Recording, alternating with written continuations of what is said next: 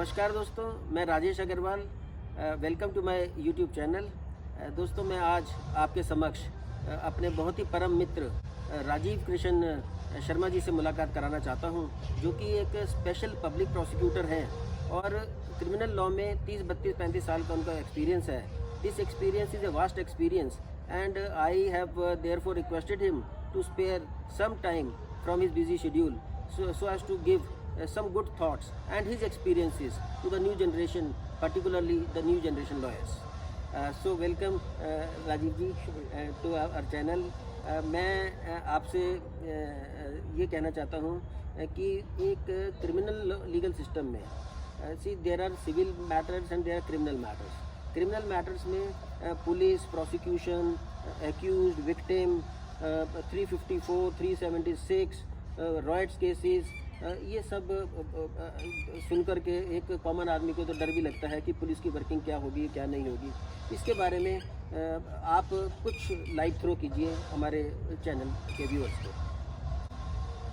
देखिए, criminal law जो एक अपने आप में एक बहुत ही यूनिक चीज़ है और मेरा मानना है कि क्रिमिनल लॉ के लिए एक स्पेशल ब्रेन, स्पेशल क्वालिटी और कुछ औरों से डिफरेंट चीज़ें होती है। मैं जैसे आप डॉक्टर होते हैं, डॉक्टर की फील्ड में जाते हैं तो कोई हार्ट का डॉक्टर होता है, कोई आई सर्जन होता है और कोई अलग अलग फील्ड में डील करता है। ऐसे ही लॉ एक वास्ट फील्ड है। लॉ कोई भी आदमी कवर नहीं कर सकता, लेकिन क्या होता है इसमें लॉ के अंदर हर एक आदमी की अपनी स्पेशलिटी होती है, हर लॉयर की स्पेशलिटी होती है। जैसे सिविल के लॉयर हो, वो ये माना जाता है कि सिविल लॉयर जो होता है वो एक कंप्लीट लॉयर होती है और वो जो स्पेशल नेक रखते हैं, स्पेशल लोग वो सिविल में जाते हैं। ऐसे ही कुछ लोग आर्बिट्रेशन में काम करते हैं, कुछ लोग कॉन्ट्रैक्ट में, कुछ लोग किसी बिजनेस में, कुछ लोग प्रॉपर्टी में, कुछ लोग सेल्स परचेज में। हर एक की अपनी अपनी टेस्ट होता है, अपना जुनून होता है, अपना शौक होता है। ऐसे ही क्रिमिनल लॉयर का एक माइंडसेट डिफरेंट होता है। क्रिमिनल लॉयर को सबसे पहले तो वो उसको अपने काम में इंटरेस्ट हो, दूसरा उसके अंदर इन्वेस्टिगेशन स्किल हो, एनालिटिक पावर बहुत डिफरेंट हो कि वो जो आपके सामने चीज़ें हैं वो आप उससे हटकर उसके बियॉन्ड भी देख सकें, अपनी रीजनिंग भी उसमें इस्तेमाल कर सके। और फिर सबसे अच्छी बात होती है क्रिमिनल लॉयर बनने के लिए आप में सेल्फ कॉन्फिडेंस होना चाहिए, क्योंकि आपको हर कदम पे टफ सिचुएशन झेलनी पड़ती है। जैसे सबसे पहले आपको फिर पुलिस को झेलना पड़े, पुलिस को आपको फेस करना पड़ता है, आपको कोर्ट को फेस करना पड़ता है, आपको प्रोसिक्यूशन को फेस करना पड़ता है और आपको सबसे इम्पॉर्टेंट चीज़ ये है कि आपके अंदर इमीडिएटली रिस्पॉन्ड करने की क्वालिटी, क्योंकि कब कौन सी सिचुएशन आ जाती है और आपके पास उसका प्रॉपर जवाब होना चाहिए। सर, मैं आपसे ये पूछना चाहूँगा कि एक क्रिमिनल प्रोसीजर कोड में तो पब्लिक प्रोसिक्यूटर डिफाइंड है, there are then special public prosecutor also. Then what is the difference between special public prosecutor, simple public prosecutor? CBI के भी प्रोसिक्यूटर्स होते हैं और ये सब जो है कि क्या ये एक सरकारी नौकरी होती है या इसके साथ हम अपनी खुद भी आप प्रैक्टिस कर सकते हैं, अपने इंडिपेंडेंट केसेस भी ले सकते हैं? इसके ऊपर कुछ बता सकते हैं? देखो, सबसे पहली बात तो ये है कि आपको जानना बहुत ज़रूरी है कि प्रोसिक्यूटर क्या होता है। प्रोसिक्यूटर का मतलब क्या होता है? प्रोसिक्यूटर वो होता है who starts the case, who open the case और हु फ्रेम द चार्जेस। तो ये पावर जो वो ये काम करते हैं तो वो प्रोसिक्यूटर का मेन काम ये होता है और प्रोसिक्यूटर उसी की उस पर ही बेस होता है। अब प्रोसिक्यूटर के लिए क्या होता है कि प्रोसिक्यूटर अपॉइंट किए जाते हैं गवर्नमेंट से, उसके कुछ टेस्ट होते हैं। स्टार्टिंग में कुछ जब नई जनरेशन आती है उसको एपीटी के टेस्ट होते हैं स्टेट गवर्नमेंट के। फिर कुछ स्पेशल केसेस देखते हुए गवर्नमेंट जो लॉयर्स हैं, जिनकी एक्सपर्टीज़ है, जिनकी नॉलेज है, जिनको तजुर्बा है, तो उस तजुर्बे को लेने के लिए उनको भी हायर कर लेती है। और कई बार बहुत हीनियस केसेस होते हैं, डिफरेंट केसेस होते हैं या स्पेशल केस होते हैं, तो आपने देखा होगा कई बार बहुत स्पेशल केसेस के लिए स्पेशल लॉयर्स इंगेज करके जिनकी अपनी क्वालिटी है, अपनी स्पेशल उसमें डेप्थ है उसके अंदर, काफ़ी उसके अंदर तजुर्बा है, तो उसको लेकर तो वो स्पेशल लॉ को स्पेशल प्रोसिक्यूटर के तौर पे अपॉइंट कर देते हैं।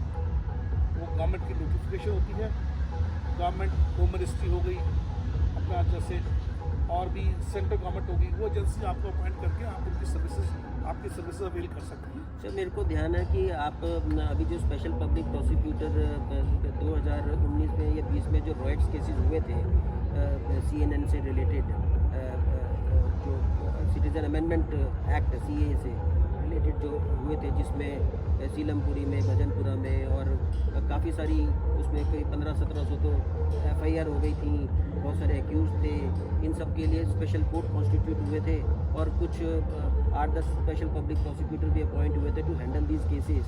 तो इसमें आपके ऊपर काफ़ी वर्कलोड आप महसूस करते हैं और आपके पास साथ में क्या गवर्नमेंट ने कोई और असिस्टेंट भी दिए हुए हैं जो कि आप सब इन सब बातों को हैंडल कर पाएँ?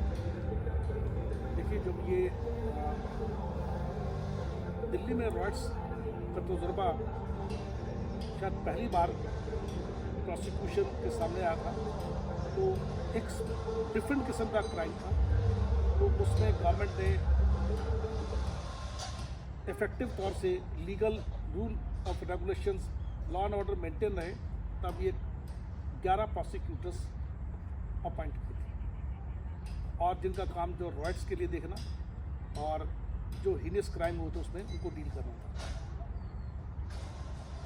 ये केसेस में जितने भी प्रोसिक्यूटर थे, इन पे इतना प्रेशर था, वर्कलोड इतना था, but they were doing very effectively और बेहतरीन तरीके से वो डील किया, क्योंकि बहुत सी FIR थी, बहुत सी चीज़ें नई थी, और लेकिन उसमें सबसे बड़ा मैं जो असिस्टेंट्स के तौर पे जो पुलिस के जो ऑफिसर थे उनकी और जो इन्वेस्टिगेशन ऑफिसर थे उनका बहुत सहयोग रहा और उन्होंने बड़ी एडवर्स सिचुएशन में काम किया और वो हमारे असिस्टेंट्स के लिए वो हमेशा मौजूद है। तो सर ये जो विटनेसेस जो बनते हैं उस वक्त जो भी आई विटनेसेस रहे होंगे या डॉक्यूमेंट्री या डिजिटल विटनेस आपको एविडेंस आती है, तो over a period of time क्या वो डाइल्यूट हो जाती है और उसको इंटैक्ट कैसे रखा जाता है? आपको CFSL रिपोर्ट हो या कोई मेडिकल डॉक्यूमेंट्स हो, मेडिकल लीगल केसेस होते हैं जैसे, तो उसमें जो डॉक्टर्स या उनके expert opinion, how you try to keep them intact so that witness may not resign? Sir, witness को इंटैक्ट रखने के लिए आपकी बात बिल्कुल ठीक है। डॉक्टर्स की अपनी ओपिनियन, उनका मेडिकल का जो उनका सर्टिफिकेट्स होते हैं, जो उनकी मेडिकल एग्जामिनेशन होती हैं, वो कोर्ट में बड़ा इंटैक्ट रखा जाता है। और जैसे दंगों के दौरान जो CCTV फुटेज थी, जो और भी एविडेंसेस थे, वो भी बड़ी कोशिश की गई है कि उनको भी बड़ी तरीके से CD फॉर्म में, पेन ड्राइव में उसको सेफ रखा जाए और रखा गया है और वो अभी भी कोर्ट के सब रिकॉर्ड में है और अभी वो एविडेंस का पार्ट है, केसेस चल रहे हैं।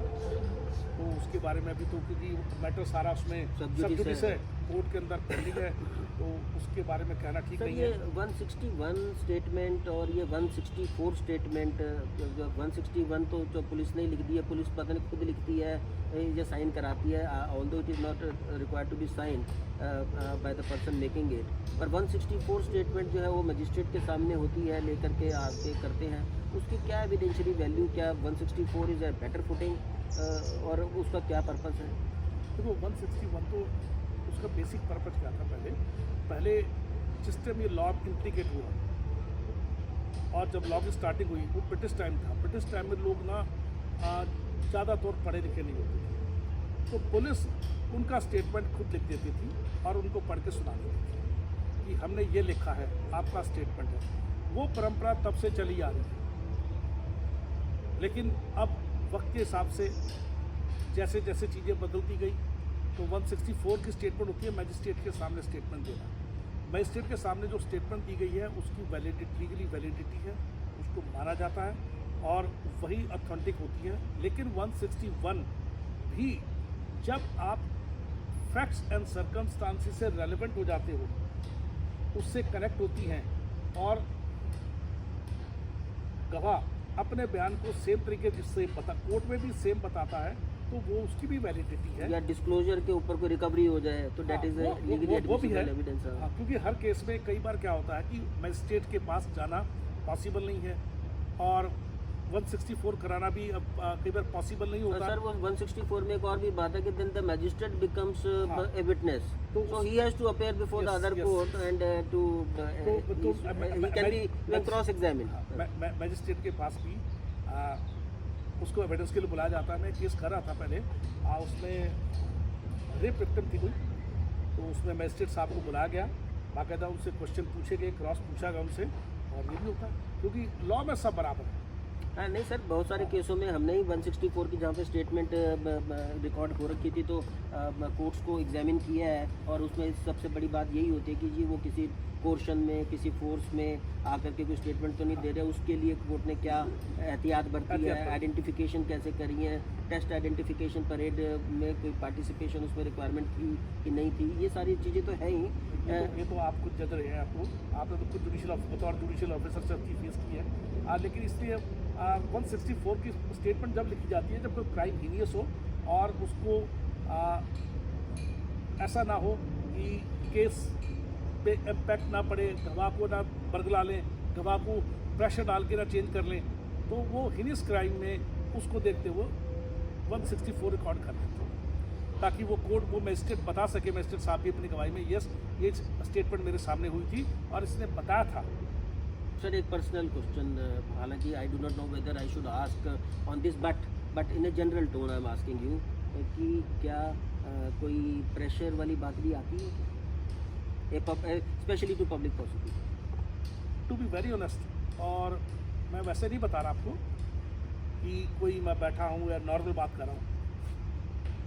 हमने जो टाइम पीरियड में जो काम किया बड़े टफ केसेस थे, किसी का कोई प्रेशर नहीं था, और आज भी जो केसेस कर रहे हैं कोई प्रेशर, किसी का भी प्रेशर नहीं कोई है। होम मिनिस्ट्री लेवल पे या आपके सीनियर का किसी का या किसी जज का या किसी एक्यूज्ड की तरफ से कोई अप्रोच करे आपको?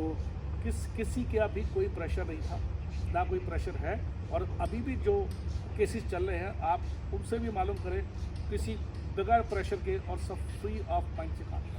सर नए बच्चों को आप क्या बताते हो कि जो अभी नए लॉयर बन के निकल रहे हैं, क्योंकि क्या है कि ऐसे सुनने में आता है कि जी अगर अपने क्रिमिनल लॉ की प्रैक्टिस करनी है तो आपको जो है SHO of the area should be known, वो आपको कोई केस रेफर करेगा, या फिर जो है वो अब जेल में ही जो है बहुत सारी मशहूरी हो जाती है कि जी फलाना वकील था तो जी आप उस वकील को करो, जेल में your name should be promoted.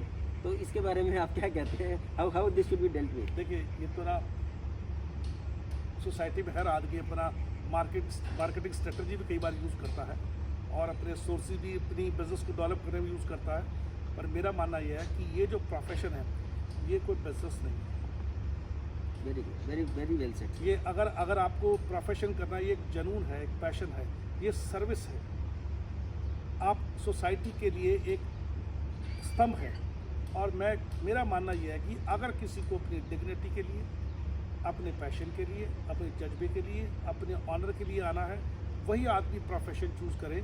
अगर आप सोचते हैं पैसे आएंगे, पैसे के लिए आएंगे, तो उस प्रोफेशन में ज़्यादा लंबे टाइम वो आदमी चलता नहीं। सर आपने बिल्कुल सही बात करी है। ऐसा क्या है कि आर्मी में भी या डिफेंस सर्विसेज में भी मेरे से किसी ने पूछा था कि जी what are the criterias to join defence services, तो the only criteria is not money but your passion towards your nation, to serve your country. So this is also therefore not a business. The lawyer profession is called a profession. A doctor profession is called a profession. So because it is a noble profession, so therefore उसकी गरिमा भी नए बच्चों को और हम सबको maintain करनी चाहिए। और ये आपने बहुत ही अच्छी बात कही, I am fully agreeing with this कि आप जो है पैसा तो इंसिडेंटल है, that will automatically flow in due course of time. हमारे मेरे को ध्यान है राम जेठमलानी साहब होते थे, अब तो नहीं रहे, but he was a pillar to the criminal system, legal system. तो उनके लोगों के आचरण पे सॉलिसिटर जनरल हैं, एडिशनल सॉलिसिटर जनरल हैं, इन लोगों जो बहुत इंस्पिरेशन है। हमने देखा है कि कैसे संजय जैन जी हमारे आजकल सॉलिसिटर जनरल हैं, तो उन्होंने भी बहुत सारे क्रिमिनल मैटर से डील किए हैं and he is doing very well and I know him because he is a masonic and I am also belonging to masonic society so I have great regard for him and he is also having same affection towards me. मैं young generation को बताना चाहता हूँ, जो मेरे senior ने मुझे बताई थी और वो बात बिल्कुल सही है। अच्छे लॉयर की 3 स्टेज होती है। पहली स्टेज होती है नो वर्क नो मनी। वो जो स्टेज होती है वो आपको ग्रूम करती है, आपको डेप्थ पैदा करती है, आपको एक मेंटली स्ट्रेंथ देती है, आपको सर्वाइव करने की ताकत देती है। सेम जैसे एक नया प्लेयर जो होता है वो अंडर कोचिंग जा रहा होता है, एक कमांडो अंडर ट्रेनिंग कर रहा होता है, तो लॉयर की ग्रूमिंग होती है मेंटली भी, मेंटल स्ट्रेंथ से भी, उसकी पर्सनैलिटी से भी, उसकी वर्किंग से भी। दूसरी स्टेज आती है लेस वर्क लेस मनी। फिर आपको कोई अपॉर्चुनिटी देता है, थोड़े पैसे मिलते हैं जिससे आप अपने आप को मेंटेन कर सकते हो, वो आपको मोटिवेशन फैक्टर है। और फिर एक स्टेज आती है कि मनी मनी लेस वर्क। तब लोग आपको ढूंढते आते हैं, आपको मुंह मांगी कीमत देते हैं और फिर आपके पास ऑप्शन होती है, आप अपनी मर्जी से केसेस चूज करके रख सकते हैं। तो अगर आप सोचते हैं कि मुझे पैसे कमाने के लिए आना है प्रोफेशन में, आज ही पैसे कमा लूँ, या मुझे आज राडो की घड़ी पहननी है, मेरे पास ये मर्सिडीज गाड़ी हो जाए, तो हो जाएगी टाइम के हिसाब से। लेकिन आप इनिशियल स्टेज सोचो नहीं, प्रोसीजर तो मेहनत हिम्मत सबको करनी पड़ेगी। सर ट्रायल कोर्ट में बहुत वर्कलोड है, एकदम भीड़ भड़का और डेट पे डेट, और ऐसा लोगों का नॉर्मल इम्प्रेशन है कि जी वहाँ पर बहुत टाइम कंज्यूमिंग प्रोसेस है और लोग जाते हैं और खाली हाथ वापस आ जाते हैं मुंह लटकाते हुए कि आज तो हियरिंग ही नहीं हुई। और इस बारे में आप कुछ बताना चाहेंगे? ये बात सही है कि हमारे यहाँ टाइम प्रोसेस ज़्यादा लगता है। ये बात भी ठीक है कि हमारे यहाँ डेट्स पड़ती हैं, लेकिन आप ये देखो, पहले मुझे भी लगता था ऐसा क्यों होता है, पर आप एक चीज़ अप्रिशिएट करेंगे, मैंने जब बीइंग अ प्रोसिक्यूटर काम किया, मैं एक चीज़ को अप्रिशिएट करता हूँ। बात पास से देखने को मिला, क्योंकि पहले तो हमारे अपने केस थे, वो केसेस 2-3 केसेस किए चले गए फ्री होके, लेकिन जब वहाँ पर आके काम करना शुरू किया, आपके पास एक जुडिशियल ऑफिसर होता है, उसको जो फैसिलिटीज़ है, बेसिक फैसिलिटीज़ ही गवर्नमेंट दे पा रही है अभी।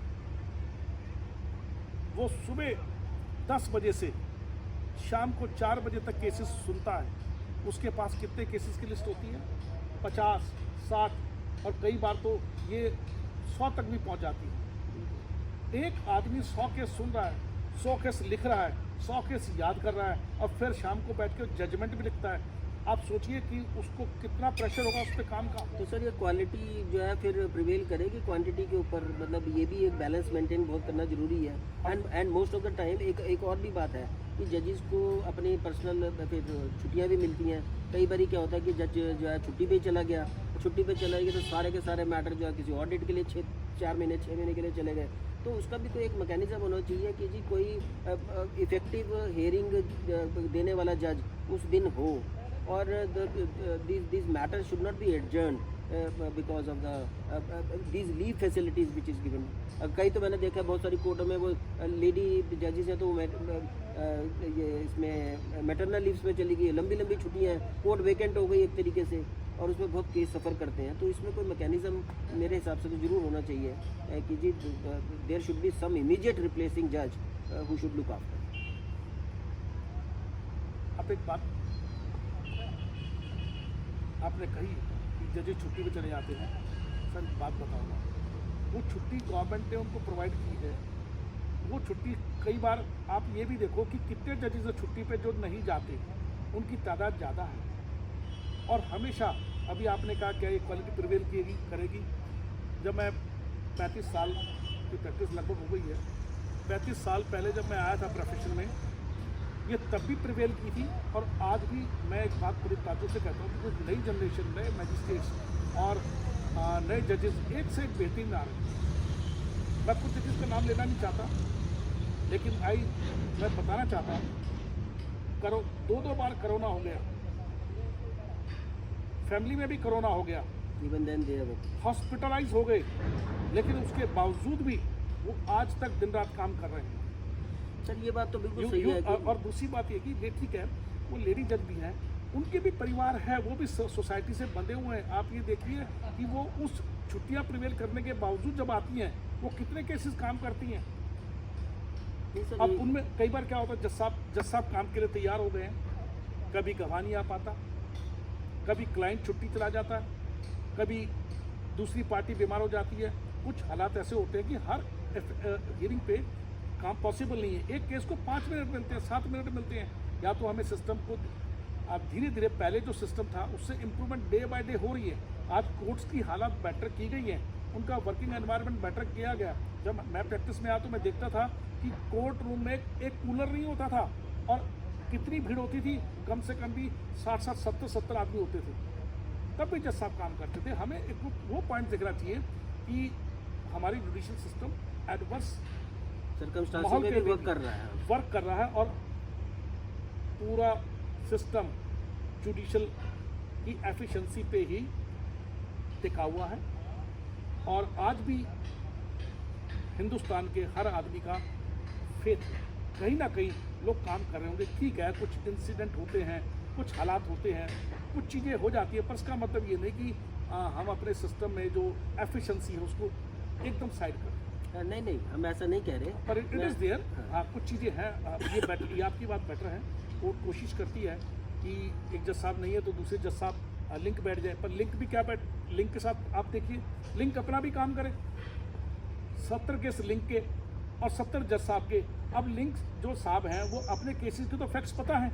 अब आपको जज साहब छुट्टी पे चले गए, उनको तो केस के फैक्ट्स, हालात, मौका, ऑर्डर्स पता ही नहीं है, तो उस केस में भी वो फिर भी डील करते हैं।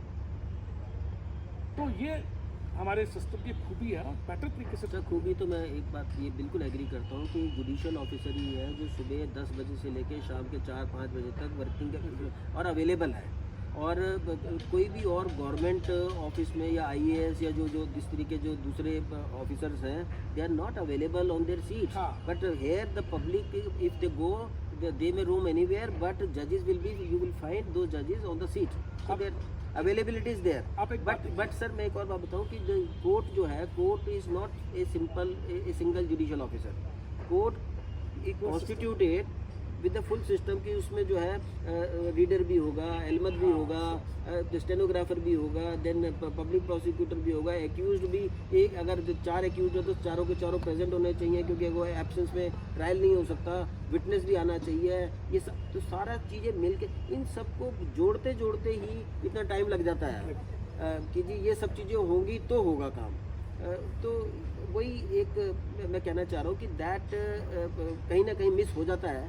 तो डिफेंस काउंसिल भी है, लीगल लकूनेस भी हैं, तो वो उनका भी जो डिफेंस काउंसिल है उसको लगता है कि भाई उसके केस उसके अगेंस्ट जा सकता है, वो कोशिश करता है तो लकूनेस को ड्रैग करने के लिए। अब जज साहब के पास, जज भी तो लॉ से बंधा हुआ है, वो ये तो नहीं कर सकता ना कि आप ये काम को नहीं अभी कीजिए, वो वही डिक्टेटर नहीं है। सर डिफेंस काउंसिल का आपने नाम लिया तो मेरे को उससे एक क्वेश्चन याद आया कि जी डिफेंस काउंसिल के पास एक्यूज्ड गया है और वो उसको पूरी फीस दी है उसने, और वो जो है वहाँ पे उसने पूरा उसकी पढ़ाई करेगा, उसमें से गलतियाँ निकालेगा, प्रिपेयर करेगा, और उसमें जो है वो महीना, 1.5 महीना, 2 महीना प्रिपेयर करता रहेगा।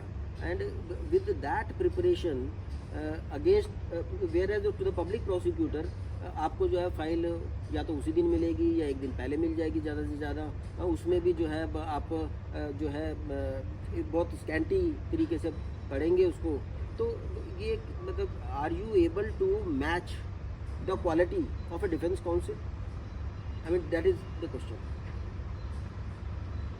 ये बात आपकी ठीक है, प्रोसिक्यूटर कोई भी होता है उसको ब्रीफ कौन करेगा, क्योंकि रोज़ केसेस लगेंगे तो 1-2 दिन पहले तो उसको उस केस को ब्रीफ करने वाला फैक्ट्स, हालात वो होता है, वो डिपेंड करता है आईओएस पे और पुलिस पे।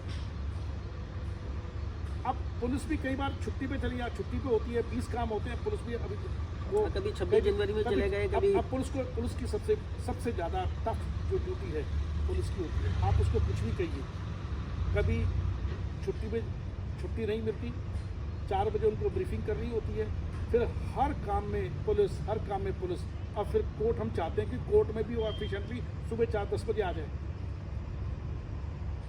जब तक, लेकिन फिर भी उसके बाद भी जो जितने भी आप देखो, आप हमारे जो प्रोसिक्यूटर्स हैं, चाहे पब्लिक प्रोसिक्यूटर जो भी हैं, जितने हीनियस क्राइम हैं, जितने भी टफ केसेस हैं, जितने भी ब्रूटल केसेस हैं, वो बड़ी शिद्दत से लड़ते हैं।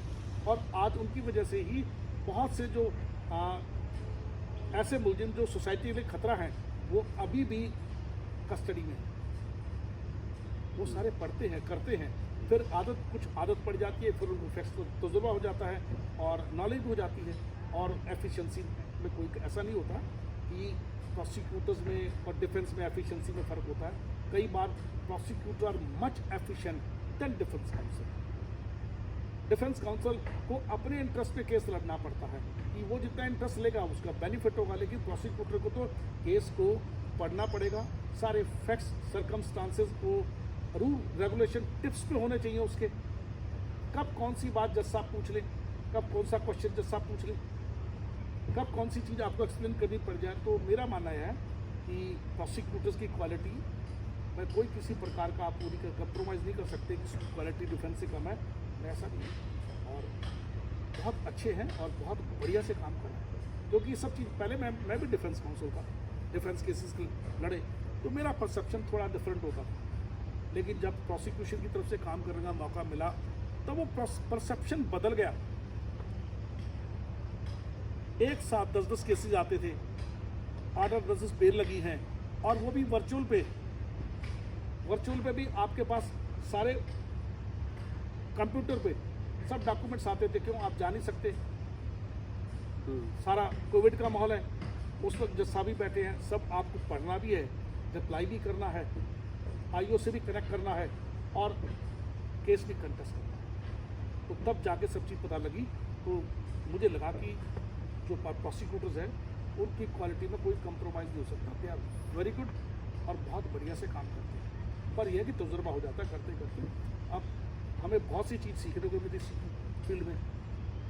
जैसे मुझे बड़ी दिक्कत आती थी एग्जिबिट करने में, हर डॉक्यूमेंट्स को लिखो, एग्जिबिट करो, लेकिन उसमें बहुत सी चीज़ें हमें पता लगा, हम बहुत सी चीज़ों को अमेंड भी कर सकते हैं, उसको और बेटर कर सकते हैं। तो जैसे जैसे है, तो हाँ, डिफेंस वाले काउंसिल, वो मेरा मानना यह है कि उनकी जो तादाद है अच्छे डिफेंस काउंसिल क्राइम की फील्ड में बहुत कम है। मुझे कहते कोई दिक्कत नहीं है, सिर्फ 10-15% ही काउंसिल ऐसे हैं जो जी जान से केस लड़ते हैं और जिनको पूरी फैक्ट्स पता है। अदरवाइज कुछ कैजुअल भी चल रहे हैं। तो सर वो Knowledge भी नहीं है। अपना एथिक्स मेंटेन करते हैं, क्योंकि बहुत सारे अपेक्षा इंसिडेंट्स भी हुए थे कि किसी को तो डेजिग्नेटेड सीनियर उनका गाउन चला गया, किसी की बार काउंसिल से मेंबरशिप चली गई, ऐसे भी इंसिडेंट्स आए हैं विच आर देयर। तो मतलब we should say that even the prosecutor as well as the defence counsel they should maintain all sanctity of the judicial system and they should not indulge into all these things. अभी इतना supreme court में judgement आई, उसमें supreme court ने direct कहा है कि prosecutor की अगर कोई फैक्ट्स गलत होता है, केस रॉन्ग प्रेजेंट करते हैं और किसी भी केस में बायस होकर काम करते हैं, तो ही शैल आल्सो बी क्रिमिनल। तो अकाउंटेबिलिटी इज उसकी देयर। अकाउंटेबिलिटी उनकी भी फिक्स, कोर्ट ने फिक्स किया। आप ऐसा नहीं है आप कुछ भी कर दो। रही बात इसमें आप पूछे थे कि पूछा आपने एथिक्स वगैरह Ethics। मेंटेन। अगर एथिक्स नहीं होते तो बार अब तक चल नहीं रही होती। बड़ी एथिक्स बनते हैं। हाँ, कुछ केसेस हो जाते हैं, जो हो जाते हैं तो फिर वो ऐसे केसेस में बार भी, सिस्टम भी, जुडिशरी भी कोई सपोर्ट नहीं करता। जो गलत है वो गलत है और सब उसको, अगर जो गलत चीज़ें होती हैं तो हम भी उसको कहते हैं कि यस, अगर उसके खिलाफ कोई एक्शन लिया गया तो बेटर है, नहीं तो ये फिर तो सिस्टम ही ख़राब हो जाएगा। रूल ऑफ लॉ जो है वो प्रिवेल ही नहीं कर पाएगा। गलत तो गलत है। चलिए, बहुत बहुत धन्यवाद, because otherwise this video will become so long और ये बातें एंडलेस बातें हैं, बहुत सारे आपसे एनरिच्ड एक्सपीरियंस और आपके एक्सपीरियंसेस से हमें बहुत अच्छा लगा। और नए जनरेशन को कहूँगा कि there is a big future also in public prosecution and therefore they have this field also available to them कि वो इसमें ज्वाइन करें और इसमें अपने आप को कैरियर बनाएं और आगे तक चलें। डायरेक्टरेट प्रोसिक्यूशन और उसके आगे जितनी भी पोस्ट्स हैं उसको अचीव करें, solicitor general, additional solicitor general, even attorney general. So all those things we have all good wishes to the new entrants and best of luck to them. Thank you. Jai Hind.